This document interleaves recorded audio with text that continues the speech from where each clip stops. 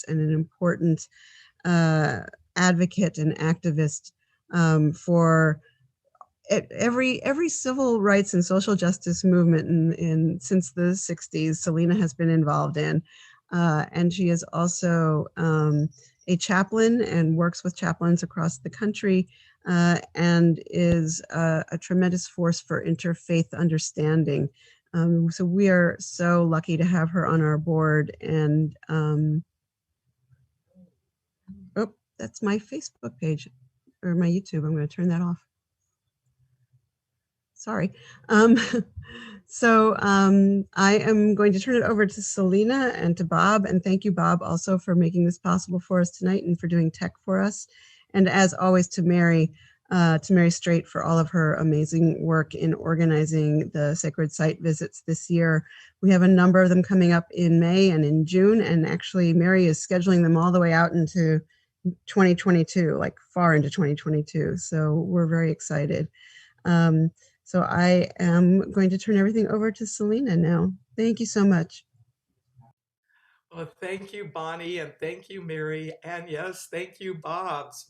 Reverend Bob Paxton is a longtime Circle Sanctuary community member and also one of our ministers, and he's been very involved with the planning and implementation of our environmental work and plan at Circle Sanctuary Nature Preserve.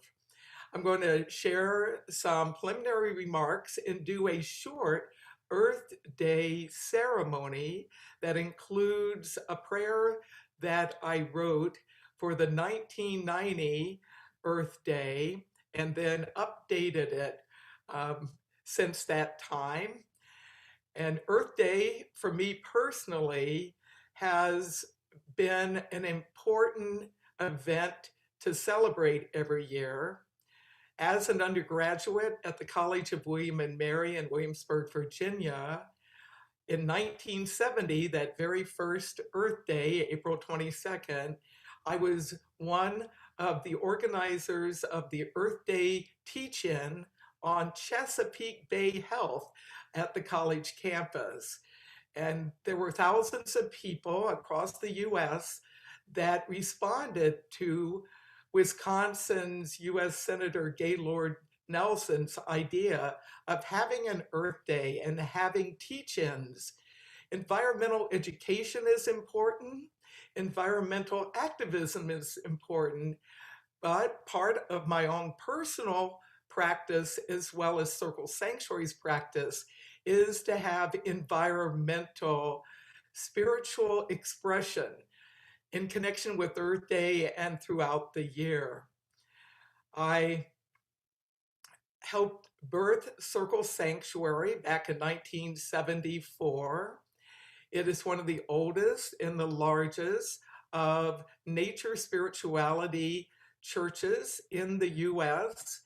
And although we're a very small church on one level, we're located near Blue Mountain State Park, right over the border from Dane County into Iowa County.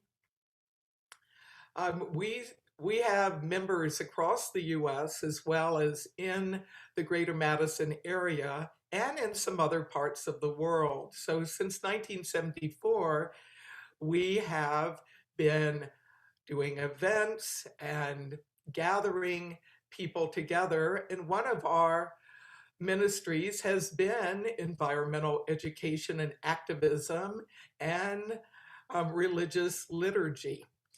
So I would like to share with you a short ceremony for Earth Day, and I invite you to take part in whatever way works for you according to your own faith, tradition, spirituality, and or philosophy.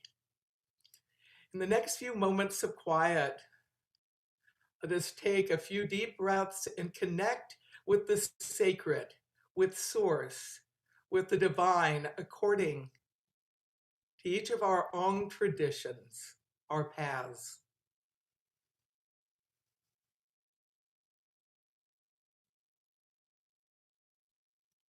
We honor the divine as one, and we honor the divine by many names and many forms. We celebrate our diverse spiritual and religious and philosophic traditions.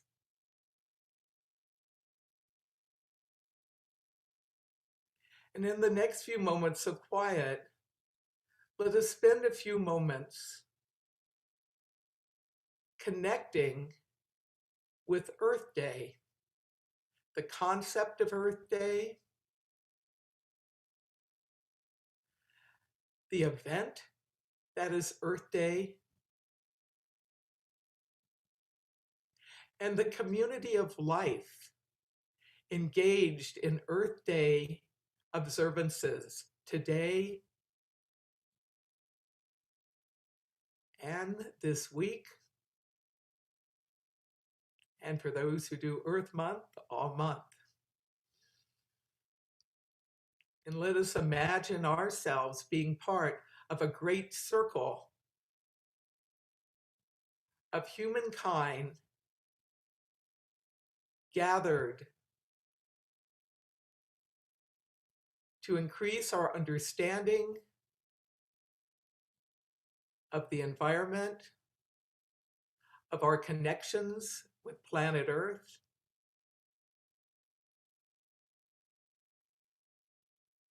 connecting with our hopes and our visions to work together for a more sustainable planet.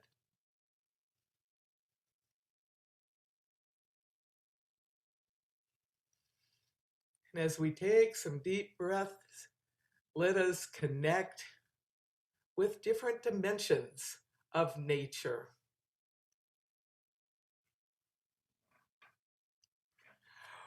We celebrate Earth Day and the circle of nature.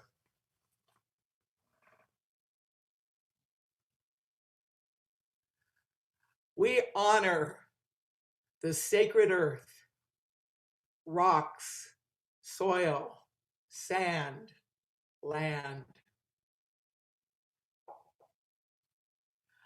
We honor the sacred air, the winds, atmosphere, the air that we breathe.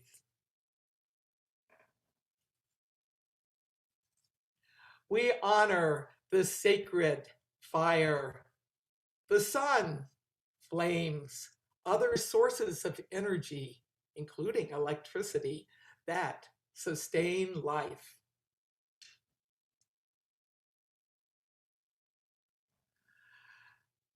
We honor the sacred water, lakes, rivers, springs, seas, rains, and other waters. We honor the biosphere on planet Earth, our home. And we honor the cosmos and the greater universe of which we are all part. We honor the divine as one. We honor the divine as creator. We honor the divine as divine mother, divine father, divine unity, divine mystery. We honor the ancestors and ancient ones. We honor the great spirit that is within us and around us, that connects us all with nature now and in the times to come. Blessed be. And now I invite you to join with me in an Earth Day prayer for planetary healing. May we stop soil contamination and deforestation. May we bring forth cleaner soil and reforestation. Power of the sacred earth, guide us in this work to bring healing to planet Earth. May we stop air poisoning and ozone layer depletion. May we bring forth cleaner air and atmosphere restoration. Power of the sacred air, guide us in this work to bring healing to planet Earth. May we stop energy wastefulness and pollution. May we bring forth cleaner energy and energy conservation. Power of the sacred fire, guide us in this work to bring healing to planet Earth. May we stop water pollution and ocean destruction. May we bring forth cleaner water and ocean preservation. Power of the sacred water, guide us in this work to bring healing to planet Earth. May we put an end to social and spiritual toxicity. May we bring forth peace and spiritual harmony. Power of sacred spirit, guide us in this work to bring healing to planet Earth. May we live in harmony with other humans. May we live in harmony with all of nature on this planet and beyond. May we work together to end planetary sickness. May we work together to bring forth planetary wellness. Power of sacred Earth, Mother Earth, guide us in this work to bring healing to our planet. So be it. And now I invite you to spend a few moments and through your imagination, connect with the place that you are taking part in this interfaith sacred site experience. It may be your home or it may be some other place. Just spend a few moments and connect with your particular locale.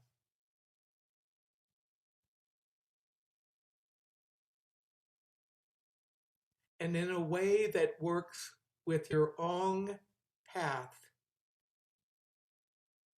Express appreciation for this part of planet Earth.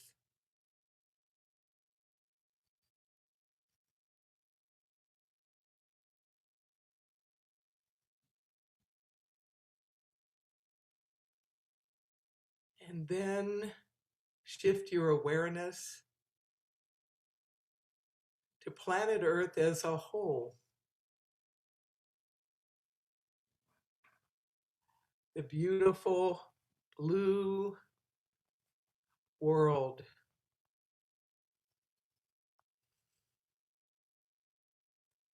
And in the next few moments of quiet,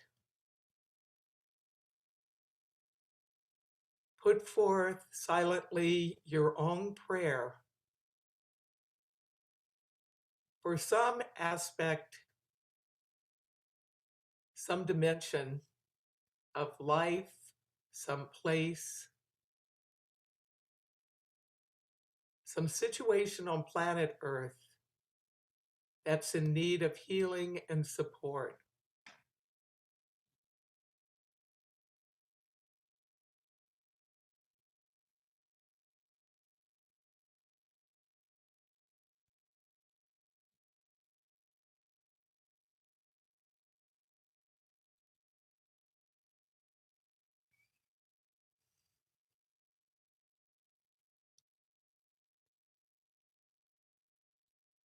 And as you feel complete with that, I invite you to imagine our planet glowing with a radiant light, with all the colors in the rainbow in perfect harmony. And as you envision the rainbow, brilliant light, let love from your heart flow into this planet, joining with the prayers of all of us here, joining us together with Earth Day ceremonies happening today and around this time.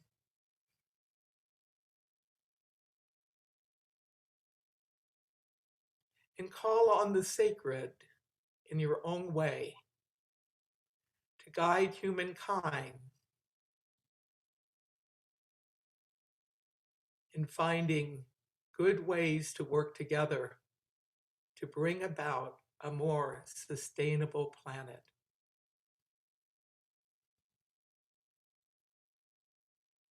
A planet with environmental justice and social justice.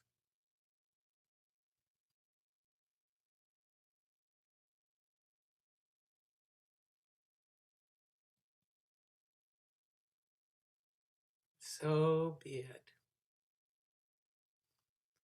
We give thanks to the divine as one and many. We give thanks to the earth, the air, the fire, the water, the spirit. We give thanks to the sacred circle that we create together. We give thanks to all celebrating Earth Day now and around this time and in times to come. We give thanks. We give thanks. We give thanks. So be it. Blessed be.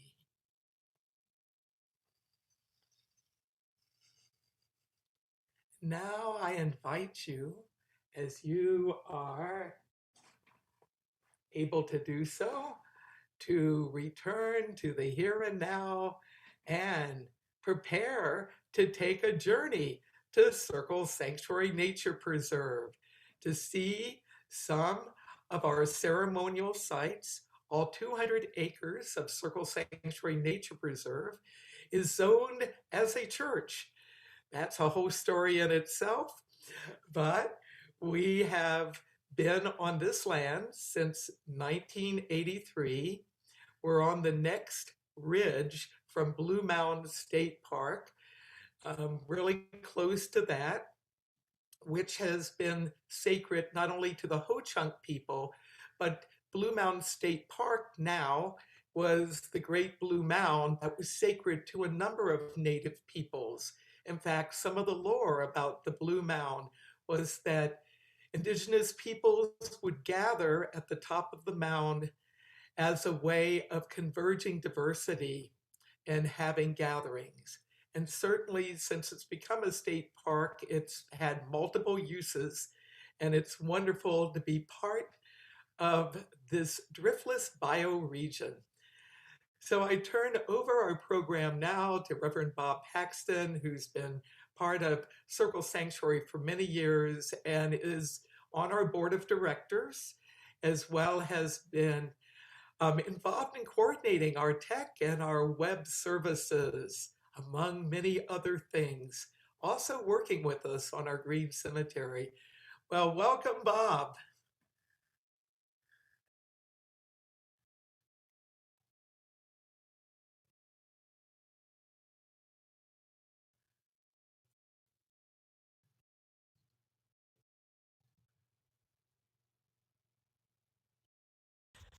We start our tour at Circle's Fairy Shrine.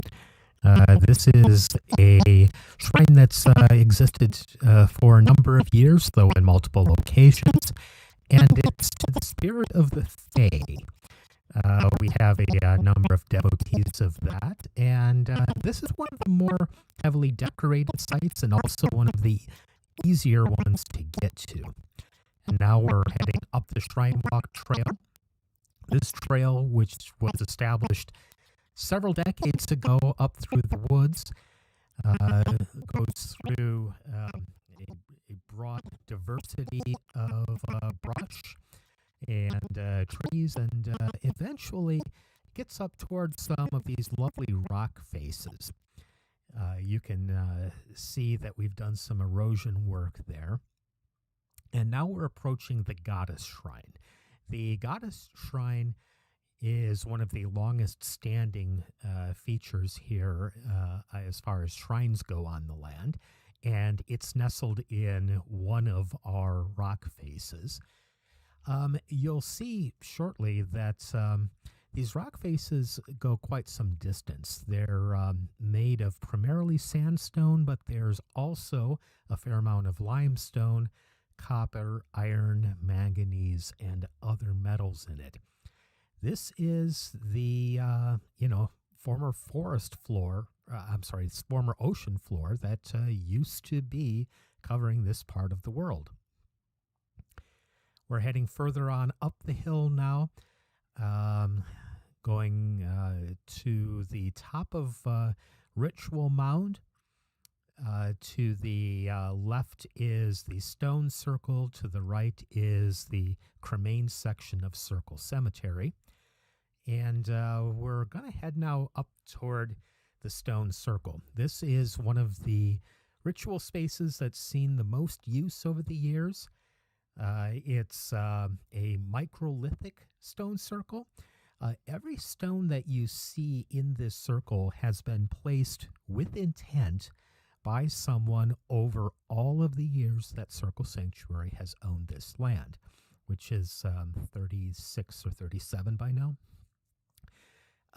And as you see, it's a wide array of stones and statuary that, that was the South Shrine, and we're now looking toward the West Shrine shortly. You'll see we have these stones of many sorts, as I say, placed here with intent, and beyond it is the prairie that we have restored over the years. So we're heading now out of the stone circle and toward the cemetery.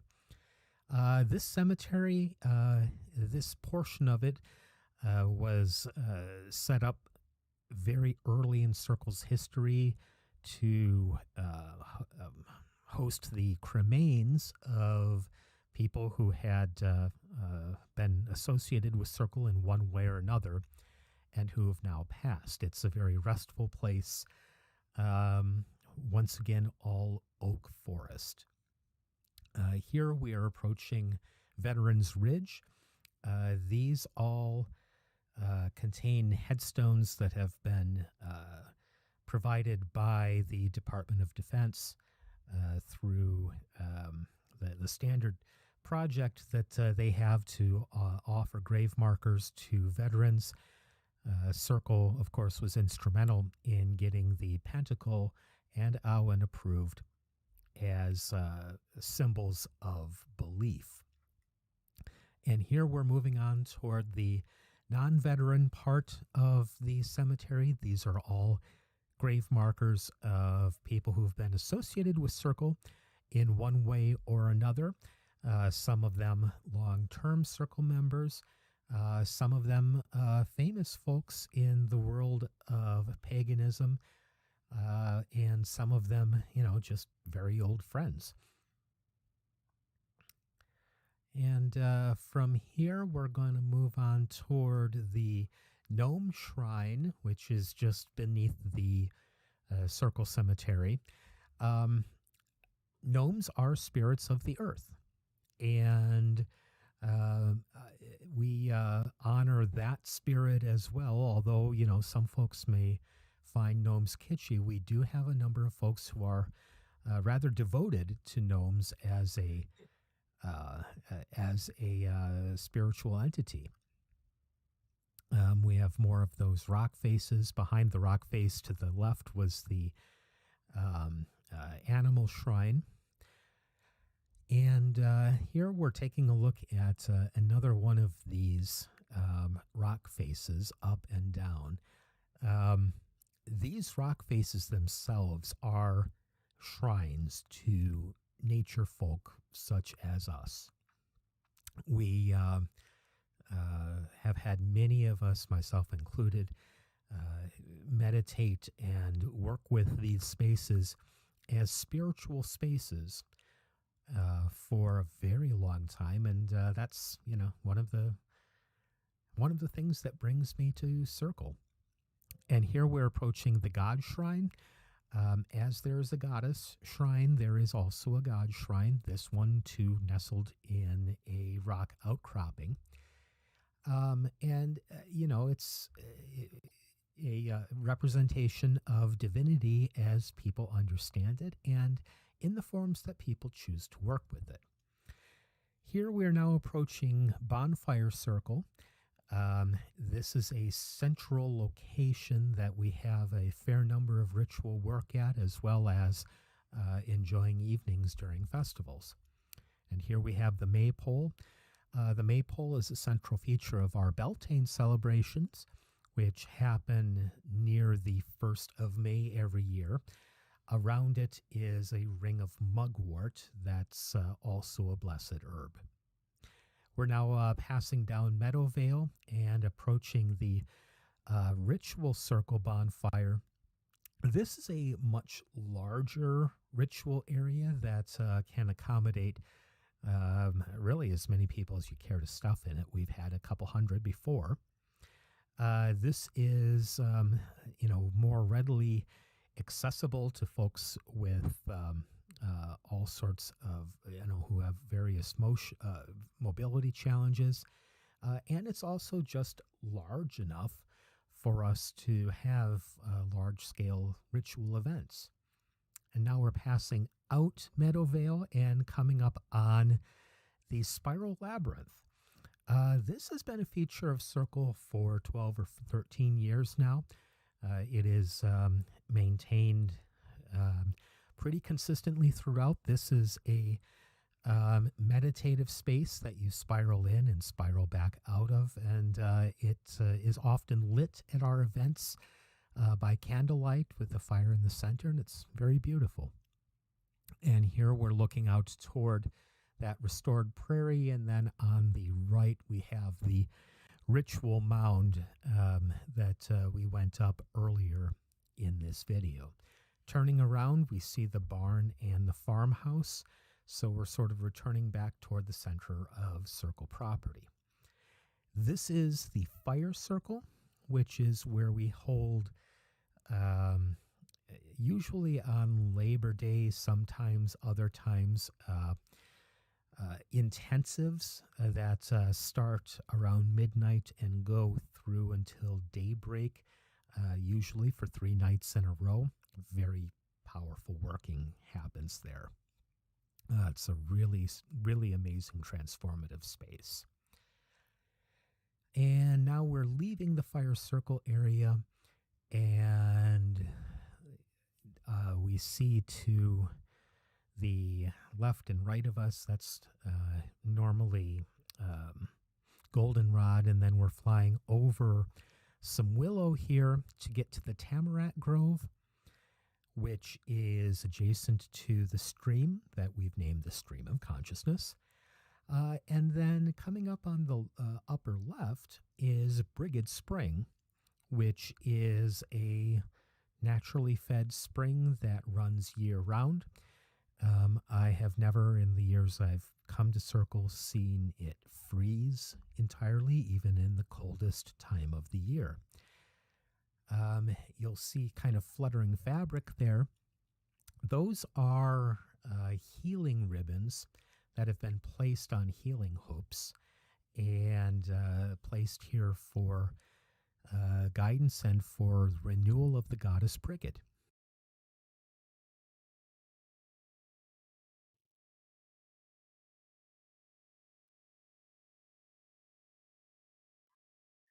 Well, thank you, Bob. And it was wonderful to get to see your footage that you put together. He has been taking pictures for many years, and within the past year has also been doing some videos with a drone. And it's just this first time I've got to see the footage is really wonderful. So what I like to do now is share a bit about nature spirituality, which is the more universal term that our community has been using as our own diversity has been growing over the years. We are one of many forms of nature religion that are on the planet. Nature spirituality has its roots in the ancient past, but it's very much contemporary. we have people from a number of different nature religion, nature spirituality paths that are part of our community. And what I'd like to share with you now is a summary of a training that I've actually done as part of diversity training work in public and private sectors for various institutions. I began doing this work many years ago through the federal government, and I've also been working and doing diversity training in healthcare settings so that those people who are involved with some form of nature spirituality, in a few moments I'll go over some of the names of the different types, would be able to be understood and be accommodated in a good way. So nature religion, some call it one of the oldest human religious forms in the world. It's continuing to be practiced today in more than 200 countries around the world in one or more forms. And it takes a variety of forms now in the 21st century. We have traditional ways that are practiced by people in some parts of the world. We have revivals and reformations of some of these ancient ways. And then we have some hybrids that combine traditional practices from the past with one or more world religions. One of the terms for nature spirituality, earth-centered spirituality, paganism, contemporary paganism, and depending on who you talk with, the term eco-spirituality interfaces with nature spirituality. Some people use that term instead. As in Christianity, where you have Roman Catholicism, Protestantism, Eastern Orthodox, and then I'd say a big category with lots of other forms of Christianity. Within nature spirituality, you also have some major groupings. The Wiccan religion is one of them. Druidism is another. Heathenism is another. And then there's a really big group with lots of other diversity. Some being ethnic survivals and revivals. For example, the Baltic areas of the world, the Latvian religion, the Lithuanian religion have started re-emerging once communism has loosened its grip over those areas. One of the first people to join our community back in the 1970s was from Latvia. He was displaced by World War II. He had been in the US for a number of years, but pretty much practicing his indigenous folk religion on his own until he discovered us and recognized our practices had much in common with the practices he grew up with in the rural part of Latvia in the first part of the 20th century. Indeed, we have our major gathering of the year, which has been online last year, and it's going to have to be online again this year, because literally it brings people in our community from all around the US and other parts of the world. And with the pandemic going on, we're still staying online.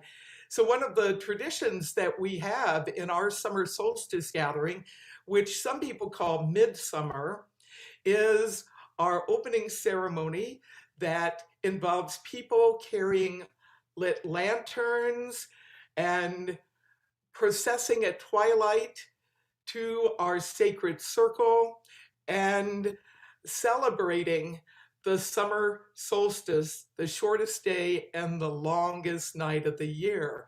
So literally hundreds of people spiraling in with candlelight is something that was inspired by a survival of ancient European indigenous folk religion and was passed on to us by Carlos Berzin.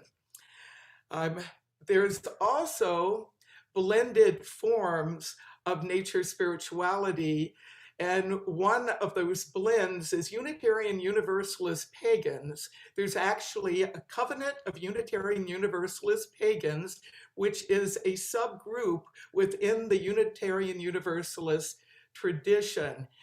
And I was raised Federalist Southern Baptist, not UU, but I have come to resonate with Unitarian Universalist principles. And although I'm not an ordained UU minister, I've been invited to speak at UU churches across the US over the last several decades and have pretty much been speaking at least once a year to a nearby UU congregation, the Free Congregation of Sauk County. And I'll be doing something on green burial in late November this year. There's also some people who blend forms of Eastern religion with their form of nature spirituality. And there are some people who are combining Christianity and paganism. They're often called Christo-pagans. One of our ministers, River Higginbotham, helped author a book with his wife on Christo-paganism. So that is another example of one of the varieties of nature spirituality that our community has. What do we celebrate and what do we do? We celebrate three types of cycles: the cycles of sun and seasons, the cycles of the moon, and the cycles of life. Our celebration of sun and seasons, we celebrate the beginning and midpoints of the 4 seasons. For us, our spiritual year starts at the end of October with Samhain. It looks like it should be pronounced Samhain, and indeed, back in the 1970s and 80s, before people really had contact with Gaelic speakers, that was even used as an American form of the Gaelic, which should be said as Samhain or Samhain. And that happens on or near October 31st. And on winter solstice, which we call Yule, we celebrate the shortest day of the year. The beginning of February is Imbolc, I-M-B-O-L-C, which is a Celtic fire festival. It's sacred to Bridget. Yes, we have a spring name for her. Bridget is, in some traditions, also very intertwined with Saint Bridget. In Ireland, as Ireland shifted from paganism to Christianity, some of the old forms of the divine that were honored took a Christian form. At our church, we honor Bridget and Saint Bridget, and indeed have had people who are Roman Catholic be part of our community over the years because of our strong connection with Celtic spirituality, with our celebrations of festivals. Then at March 20th, 21st, spring equinox, we call it Ostara. Actually, our name for the festival most often is Welcome Spring rather than Spring, because those of us who live in Wisconsin know we aren't always getting spring-like weather at spring equinox. Indeed, we've had our annual egg hunt in a foot of snow in the past. Then as we move on, we're at Earth Day. I actually call it the 9th Sabbath. It moves us into the beginning of May, Beltane. Many people know this as May Day, May Eve. And before it was a workers' holiday, it actually was an old folk holiday. Maypole dancing is something that goes back hundreds of years, and it takes a variety of different forms. And indeed, in England, there was such widespread celebration of Beltane May Day that when the Puritans took control, the maypoles that were permanent maypoles in many villages and towns were cut down. Well, with Charles II being implemented after the Puritan time, well, more maypoles went up. And indeed, maypole dancing still happens in many parts of the UK and other parts of Europe as part of a celebration of spring.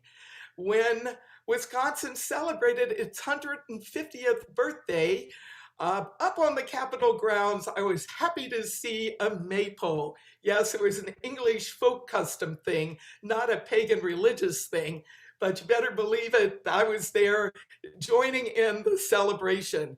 I actually danced my first maypole in public school in Virginia, where maypole dancing came over with the early English settlers. And for those of you who know about Nathaniel Hawthorne and his Twice Told Tales, you may want to look at his story about Marymount, where there was definitely room for more religious diversity acceptance, because the Puritans were not happy with Thomas Morton and his community that had a giant maypole in their community, and actually it ended up getting cut down and he was thrown into prison, deported to England. But that's a whole nother story. Moving on to summer solstice, we have what we call the Pagan Spirit Gathering, which is our largest gathering, and it is sometimes known as Midsummer. And those of you who are fans of Shakespeare know about the Midsummer Night Dream. So some of these really old folk ways continued on in different parts of Europe and came over to the US and now are all over the world as cultural traditions, as folk traditions, but they have their roots in the ancient nature spirituality traditions of Europe.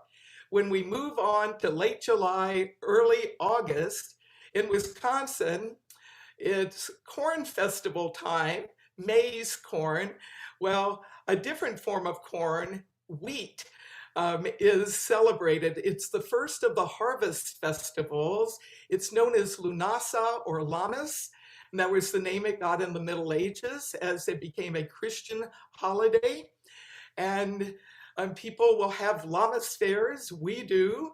Moving on to fall equinox, we have a celebration of our Harvest Thanksgiving. Most people celebrate Thanksgiving in November, but we and a number of different Native American peoples will celebrate harvest in September, depending on the climate and traditions. And that moves us back to the end of October, or Samhain, that most people celebrate as Halloween or Days of the Dead or All Saints' Day and All Souls' Day. We celebrate the full moon, the new moon, and the waxing moon and the waning moon. Most of our ceremonies in the Circle Sanctuary community are full moon group ceremonies, and the new moon is done as a more private experience. And we celebrate life passages, pregnancy, birth, the naming of children as they're born, and baby blessings in the first part of life, coming of age into adulthood, and marriage, and coming of age into seniorhood. For women, croning; for men, saging; and for people that want a gender neutral, senioring. And then at the end of life, we have crossing over ceremonies, funerals, memorials, burials. We have one of Wisconsin's green cemeteries. We're one of the first green cemeteries in North America, and we combine the ancient burial practice of having bodies unembalmed return to the earth in a biodegradable container. We do have people having the option at our green cemetery and the burying ground to include objects that don't biodegrade, jewelry, photographs, things. And we also have a section in our cemetery that Bob showed in the video, which is for burial of cremated cremains. And our restored prairie is another place where cremains go. We don't have markers there. So we celebrate the cycles of nature, sun and moon, and the cycles of life. Our basic philosophy, we have our equivalents of the golden rule, and it harm none, do what you will. It actually has its roots in the ancient Greek tradition. In fact, the Hippocratic Oath, do no harm, has the same roots. We do daily practices. Many of us do that. I do a great greet the day ceremony every morning. We tend to work ceremonially in circles, facing each of the sacred directions: the earth, which we associate with, the north, which we associate with earth, the east, the air, the south with fire, the west with water, the center is spirit. And so one of our symbols that many of us use is the pinnacle, the five-pointed star encircled. And some people use that as their main religious emblem, but some people have other emblems that they use instead. The awen for those who are druids, and the ankh for people that are Kemetic, ancient Egyptian religion revived, and the Thor's hammer for those who are a part of a heathen tradition. And some people use a tree or a sacred circle. We do not proselytize. We're certainly open to sharing information. And I'm glad to report that increasingly more people have better understanding about nature spirituality in its various forms now than in the past. However, we're still dealing with ignorance and prejudice and discrimination and hate crimes. And the Lady Liberty League is the part of Circle Sanctuary that handles those cases. One case that we are providing some support for happened recently and was in all sorts of news, where a woman who's pagan was fired from her job at Panera Bread because her manager, when she found out she was pagan, wanted to have her come to a Christian religion, and she was basically fired for being pagan. So she has gone through a whole process and has now lawyered up and filed a lawsuit. We have people within the Lady Liberty League that are attorneys that are volunteering their time, but we aren't a legal aid society. We partner with other people who are engaged in really trying to have equality, liberty, and justice for all. One of the organizations that Circle Sanctuary has had a long association with in this regard that has helped us with some of our civil rights and religious freedom cases is Americans United for Separation of Church and State. Indeed, they represented us and members of our community who were widows who had lost husbands due to war, or they had served, their husbands had served and died of natural causes. And we had to engage in a 10-year battle to get the pinnacle added to the list of emblems of belief that could be included on the gravestones that the U.S. Department of Veterans Affairs issues for deceased veterans. So I'm happy to report that it was an interreligious effort. Our lead attorney was Jewish, and the head of the legal department was Muslim, and the head of Americans United was a Christian minister.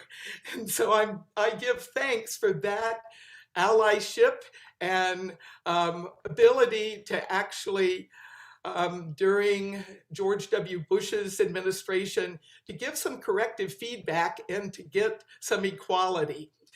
Well, I see that we have a few minutes. We're not going to go real long today, maybe another 15 minutes or so. But I'd like to open it up for questions and comments. And thank you all for being here.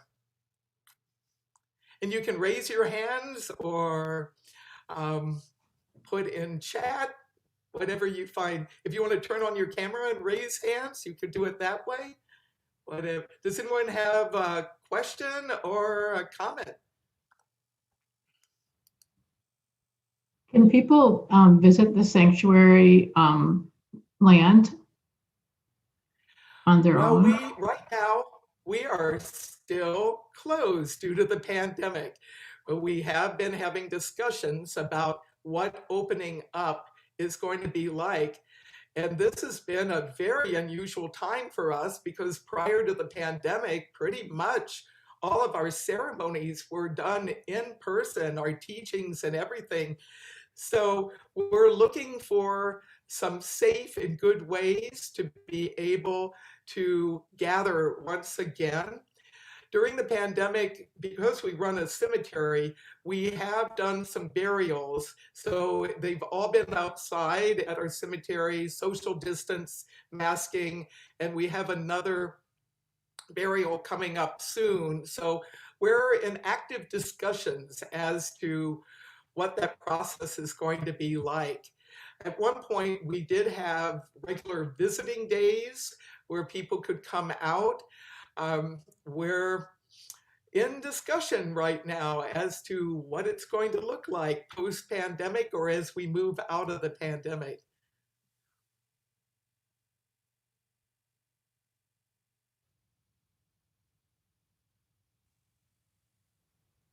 I've got a question for you. Yeah, so you in your prayer and in your talk, refer to the divine, and one of the interesting things is how people imagine the divine in their own minds. How do you personally? Is there a common expression, understanding of the divine? Is it all individual? How does that work? Well, for me, I shifted from using the word God as an all-one creative force to divine because it's gender neutral. And so early on in my priestess life, I started using the word divine, capital D, and there are a number of other people, not only in our community, but within nature spirituality, that prefer that term. For me, love is at the heart of the divine, and I had that as I grew up as a Southern Baptist. God is love. Well, the divine is love. And to me, it takes the form of something that goes beyond our humanness. It's indwelling. So in that way, we're immanent in our conceptualization of the divine, but it's also transcendent. So technically, in religious studies term, we're panentheist. Though I first started calling myself a pantheist in my teen years because I was more familiar with that term. So I consider the divine as source, as love, as the interconnecting force, and that's something that's eternal, that's creative, and I honor the oneness. So in that sense, I have a monotheistic, I'm talking about myself personally, a monotheistic dynamic, but I'm also polytheistic in that I recognize different facets. And many people who are involved in nature spirituality recognize the divine as great mother and great father, or divine mother, divine father, or goddess and God. But not everyone has that dualistic piece, and some are more multifaceted. So I do a workshop called Pathways of the Divine and talk about some of that diversity. And for some people in our community, they are more focused on the oneness, others more on the dyad of Divine Mother, Father, others a triplicity, Maiden, Mother, Crone Goddess, Others, it takes many different forms. And in that way, we have a lot in common with the Shinto religion that has kami, and then not only a oneness, but multifaceted. So the concept of nature spirits is looking at the divine that's immanent in nature. And Bob talked about the gnome and the fae. Well, some people are from old European traditions revitalized that connect with nature and see the divine in every living thing, as well as in all the elements. So we honor the sacred as indwelling, as well as something that goes beyond us. Good question. I saw somebody else with a hand up. Chris. You mentioned the star inside the circle. Can you explain the significance of that? Yes, it actually comes out of an ancient Greek pagan tradition, Pythagorean mystery tradition. So that same Pythagoras that gave us the 3, 4, 5 triangle was involved in connecting with nature in sacred ways. And the 5-pointed star in a circle has been an emblem not only of the Pythagorean tradition, earth, air, fire, water, spirit, or sometimes spirit is known as ether. And there are actually artifacts that date back several thousand years with that symbol. And of course, when we sought to get the U.S. Department of Veterans Affairs to add it to its list of emblems of belief so it could be included on the grave markers for those who are serving in the U.S. military, and after they die, they have, as one of their benefits, is to get a marker from the Department of Veterans Affairs. So it took a bit of explaining. I think one of the problems is that some groups take symbols from some religious group and turn it into their own purposes. So the KKK, for example, has taken the Christian cross, and that's not a good use for it, in my opinion. And some groups that would call themselves Satanists, they have nothing to do with nature spirituality, take the 5-pointed star and turn it upside down. So unfortunately, some people involved in criminal Satanism have used that symbol in connection with their path, but it is a positive symbol. It has a long history being connected with healing and well-being and balance. So earth, air, fire, water, spirit are not only sacred elements within nature spirituality, but they're correlations with different dimensions of human life. So the earth is the physical body. The air is our cognition, our intellect. The fire is our energetics, our will, our stamina. The water, our emotions. The spirit, soul, spirit. And the circle around it represents our interconnection, not only with those elements, but with all of nature and the divine. So for us, it's a very holy symbol, and it was frustrating to be helping widows grieve their loved ones, their husbands killed in action. In Operation Enduring Freedom, actually, Sergeant Patrick Stewart was the first Wiccan. He was a form of nature spirituality called Wicca, who was killed in action in Operation Enduring Freedom in Afghanistan. And his widow, whose birthday is today, wanted to have the symbol on his marker. And we had already been trying to get that to happen. Well, she was willing to take her story forward. And essentially, she and I went on the road, went to Capitol Hill, went to the VA offices, and went and held a variety of different rallies and other events to try to raise public consciousness. I'm happy to report that we actually had bipartisan support on Capitol Hill to get the symbol on the list. And even the media pointed out the importance of really having equal treatment for people who have served and who have died in particular. So I'm I'm glad that more people have a better understanding of that symbol, but unfortunately, some people have used it in a negative way, and we've had to counter some of that prejudice. Thank you.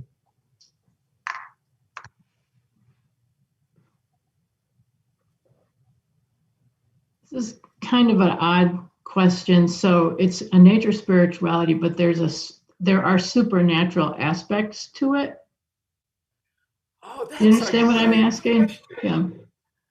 Well, that's a good question. And when I went to graduate school the first time, I wanted to really study the connection of mind, body, and spirit. There is now a whole body of research, psychoneuroimmunology. That's a big mouthful. But I realize some people talk about the so-called supernatural, but I don't actually see it as supernatural.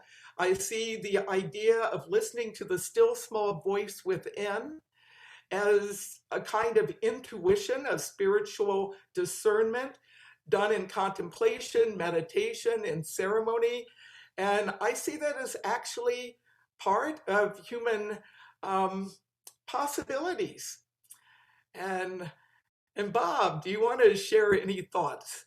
That's my opinion. So, Bob, would you use the word supernatural to talk about your form of connecting with spirituality, or do you consider, like me, as it's just part of natural and life?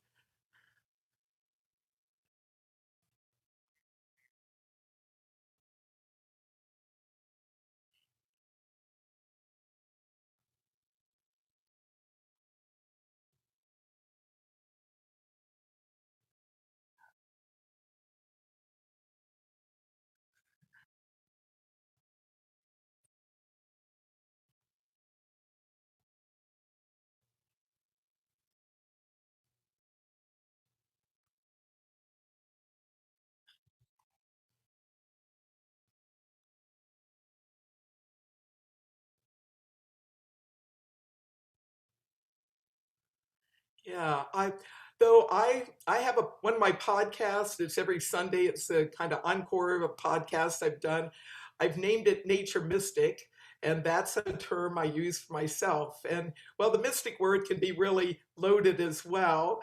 I was part of an interfaith dialogue group for many years. I was at Holy Wisdom Monastery, and George Hinger from the Roman Catholic tradition, who's part of that community, and I had so many parallel experiences with nature mysticism. I don't know if he would call what he practiced nature mysticism, but Thomas Merton, for example, was very much into connecting with nature and having what some people might call peak experiences or exceptional experiences or spiritual experiences as a result of communing with nature.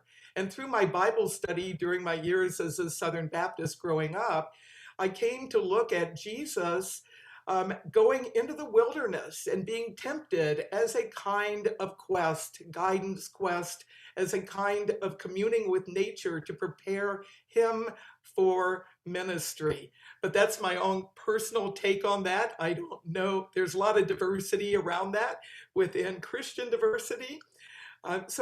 Nature mysticism is something that actually goes across a lot of different faith tradition lines.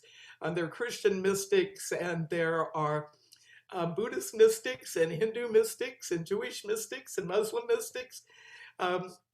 So the mystical dimension of life, perhaps I'm more comfortable using that word rather than supernatural.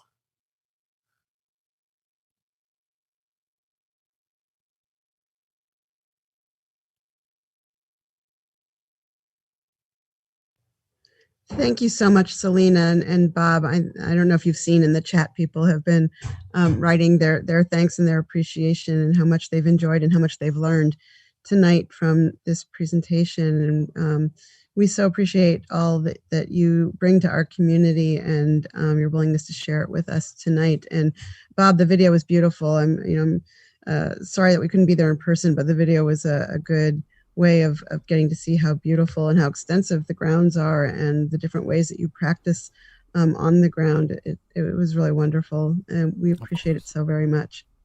Selena, do you want to talk for a minute before we leave? Do you want to talk for a minute about what's happening on Saturday that people can be part of? We're on the same page. I was just going to bring it up. So Circle Sanctuary every year has a Earth Day celebration. It's interfaith and multicultural, and usually multilingual, and we'll have Lenape and Spanish as some of the languages in the ceremony that we will be doing as part of our Earth Day celebration. It is from 10 o'clock in the morning till 1 in the afternoon this Saturday, April 24th. I will be doing a presentation. Bob will be doing several presentations, showing some more video and narration. We'll also have one of our other ministers, Reverend Sharon Stewart, who's a death midwife and also part of our Circle Cemetery project, who's going to talk about eco-friendly end-of-life options. And she not only does training and teachings through our community, but she's very involved in hospice work. But of course, during the pandemic, that's changed. So she's been doing a lot of online teaching. And my husband, Dr. Dennis Carpenter, who recently retired as professor emeritus in psychology in the UW system, is going to share some of his humanistic psychology perspectives on nature awareness and mindfulness. So he'll be doing a presentation on that. Our ceremony will start about noon, and we'll have some of our ministers and community members from around the country contributing, including a couple of our eco chaplains that are on the front lines of the pandemic out in California. And so they'll be joining us. It's free, it's open to the public, and we're going to live stream it on YouTube. And for those who really want to get an idea of what a Beltane May Day celebration on May Day itself, Saturday, May 1st, also on the Circle Sanctuary YouTube channel, we will be having a celebration of bringing in the May. There is a registration for that. It's free to our members and $10 for other people that might want to join us, with the proceeds helping us survive the pandemic. I really appreciate the opportunity to be with all of you. I appreciate the Sacred Sites series and look forward to taking part in that more. Any closing words, Bob? So I wish you all a blessed Earth Day. And one of the wonderful things about this particular day in the calendar year, in the time around it, is a real opportunity for humans of different places and different paths to come together and really take a look at our connection with the environment and with planet Earth and the larger universe of which we're part. So I hope you all stay safe and be well. And thank you all for joining in our Interfaith Earth Day today. Thank you, Selena. And everybody look out for an email from me. Our next Sacred